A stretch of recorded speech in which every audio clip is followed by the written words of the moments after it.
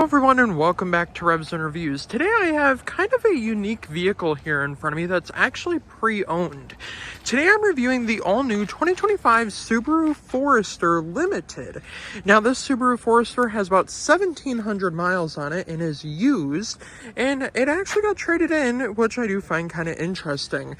So this 2025 Subaru Forester is going to be your limited trim, which means it's basically your top-of-the-line trim without the hybrid engine and motor.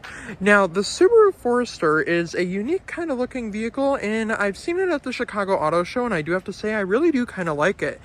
Now, I haven't reviewed a Subaru before, so this is my first time ever reviewing a Subaru, and I do find Subarus to be quite interesting with their background and their unique design with each and every vehicle. Now, this Subaru Forester, since it only has 1,700 miles on it, is priced just around $40,000. Closer to $38,000. Now the Limited is going to give you the LED fog lights here on the exterior and these beautiful 18-inch alloyed wheels. Now along with that, the front end did get a full redesign for 2025, giving you front LED headlights and daytime running lights, that beautiful Subaru logo in the front, and you do have some plastic down below with about 8 inches of ground clearance. Now, not only that, but you are going to get roof rails up top with a sunroof, but you're not going to get crossbars. Personally, if I were to buy it, I would add crossbars. Now, of course, this is going to be all-wheel drive because it does say Symmetrical all-wheel drive. Now, this does have the e-Boxer transmission and engine in it, so it is obviously going to be a CVT. Now, moving along to the back of the vehicle here, it does have a unique rear end design with halogen turn signals, and then, of course, LED brake lights and reverse lights. So it is kind of interesting. Now, another thing that I found interesting is you have a cutout for your exhaust over here, and just a little plastic piece right here. Honestly, I would kind of like to seen both of those being covered up, and then just a little exhaust being underneath the vehicle. Now here's a look at your turn signals here in the back. So there they are, and then of course when you lock it, it will lock itself, which is nice. Now, even though this is a Subaru, you do get a little bit of power underneath the hood. Now, I'm not hating on Subaru, obviously, because I personally would buy this vehicle, and I really do like it. The only thing that I'm not really a big fan of is going to be that CVT, but I do have to say, if I were to get one, I'd probably get the hybrid version. So let's take a look under the hood and see how much power this Subaru Forester has. Moving along underneath the hood of the Subaru Forester, you do get a unique engine and transmission under here.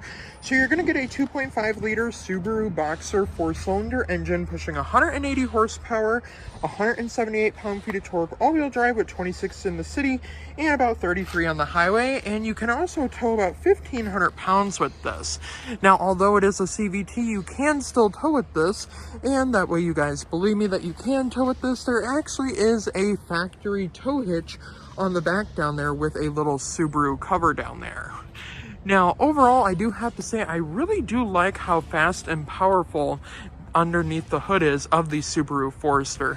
So let's hop inside and take a look at what Subaru has to offer for technology. Now, moving along to the interior of the Subaru Forester here, we do have a lot of upgraded tech, and this one also does have a couple of other packages, which is also quite nice. Now, moving along to your interior here, you do get this nice black leather door panel. You do have a little bit of a protector down there protecting your door panel, like if you were to put your feet on there or anything, or just your shoes in general. Now this one also has the Harman Kardon sound system, which you would mainly see in like BMWs and Audis, which is nice. Now, you also do have Subaru's blue stitching and suede along this as well, which I do think is nice, and you also do have gloss black. Now, along with this one, you also do get the $200 upgraded all-weather floor mats, and along with that, you do get these black heated seats in here, which are nice. Now, they are 8-way power adjustable, but they are not ventilated or massaging, but you do get a one-panel sunroof, which kind of counts as a panoramic sunroof because of the fact that it is a really big sunroof. Now, along with that, we do have tons of tech on the interior, so let's hop into our 4.2-inch driver display and our 11.6-inch Starlink display. Now, moving along to the interior here, we do have a lot of great tech in here, which is very easy to use and is very customizable. So the one thing I want to start with is Subaru's safety features. So with the safety features, we have the EyeSight Drive Assist, which basically means when you're in adaptive cruise control mode, you can turn on your turn signal and the vehicle will change lanes on its own.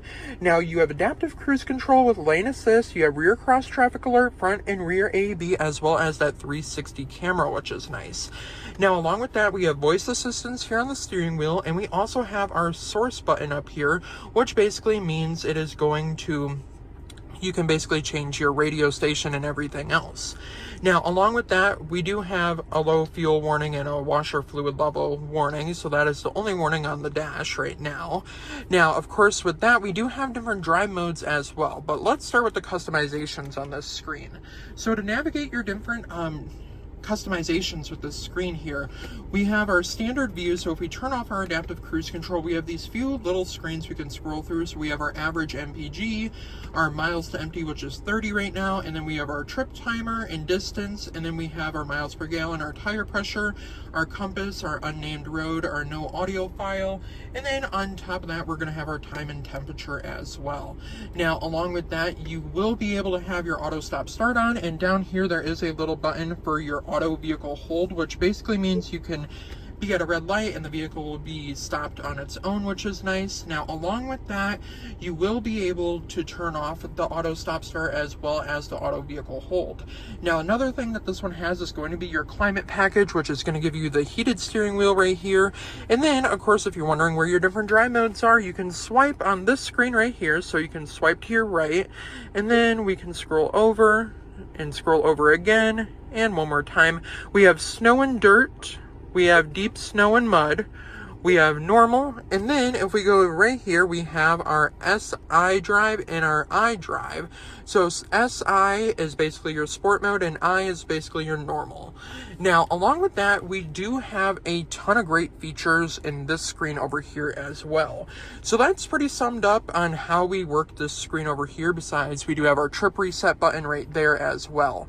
Now, moving over to our center stack screen here, like I said, this is a 11.6-inch Starlink screen, which does have a ton of great features as well.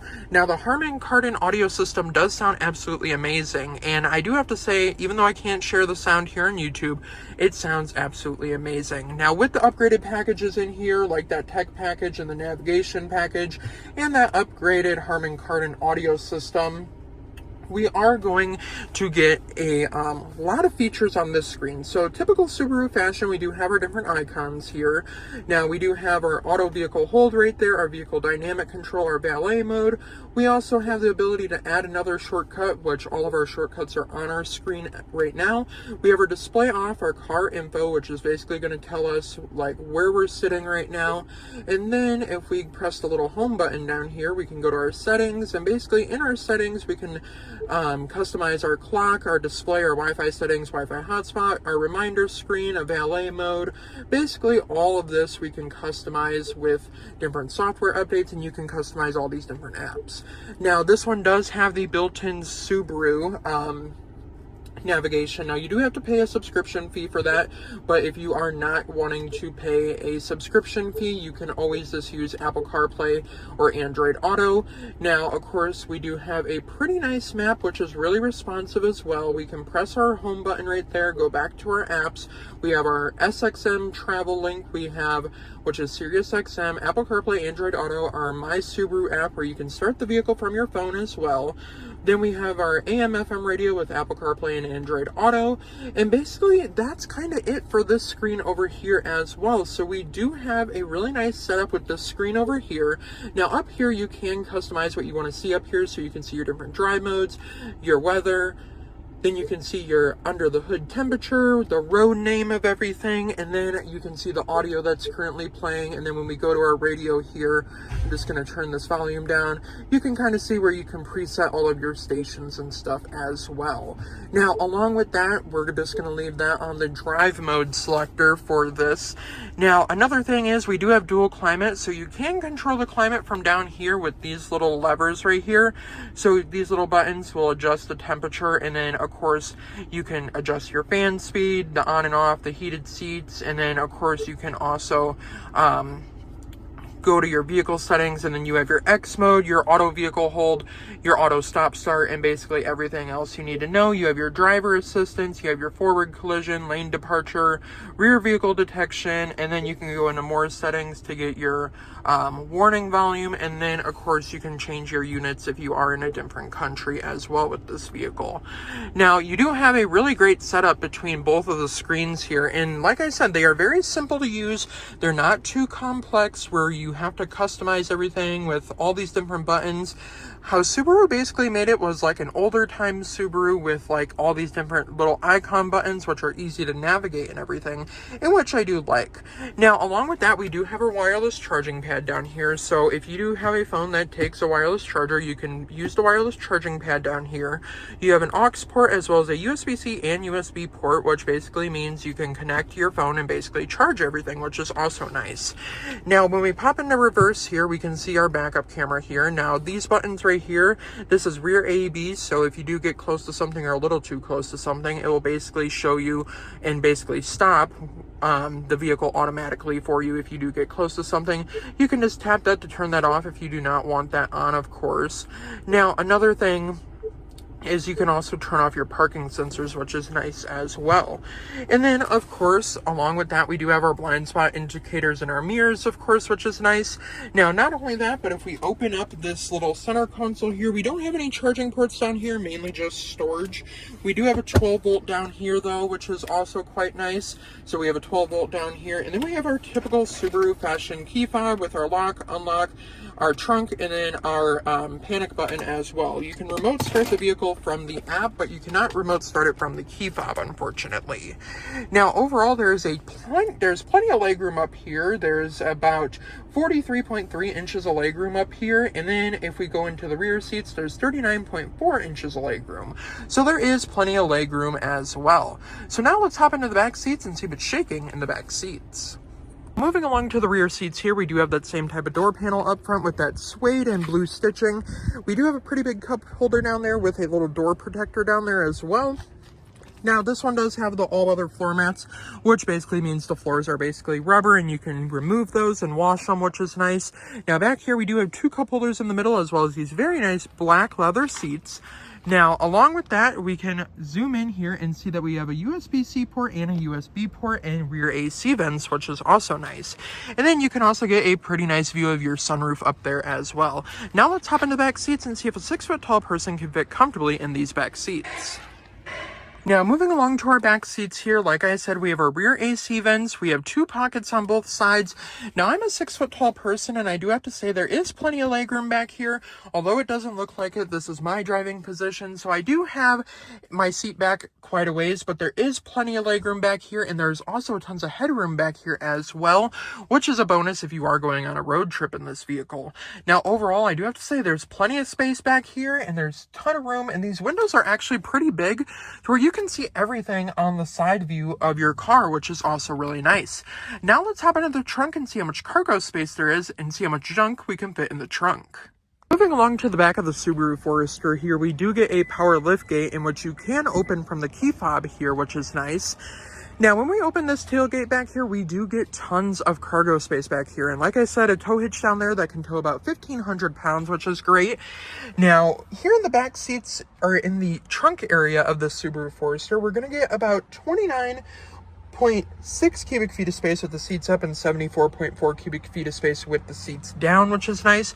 Now, we also do have two 12-volt ports back here, which is nice. One on this side and then one on that side as well. And then we also can fold down our seats from back here. It is just a like manual release that you can push, and then you have to fold them back up on your own, which is nice. Now, we do have the all-weather trunk liner here with some cool graphics and a Forester badge stamped into the back, which is cool. And then we can press our little trunk button right here and it will close pretty fast for us. Now, overall, I really do like the Subaru Forester, so let's go over my honest opinions. Overall, for just under $40,000 and about 1,700 miles on this vehicle. I do gotta say it, you're getting a lot for your money, a lot of safety features, and you're also getting a lot of cool features, and not a boring looking vehicle. You're getting a very nice looking vehicle that has great unique design accents, a great interior with a easy to use interior navigation system and driver display, which is also nice. Now let me know what you think down in the comments down below. Would you take the Subaru Forester for about $40,000? Let me know what you think down in the comments down below. And before I end the review, a huge thank you to Heiser Chevrolet Cadillac in West Bend, Wisconsin for letting me come out and review this beautiful 2025 Subaru Forester. Have a great day, everyone, and I will see you in the next review.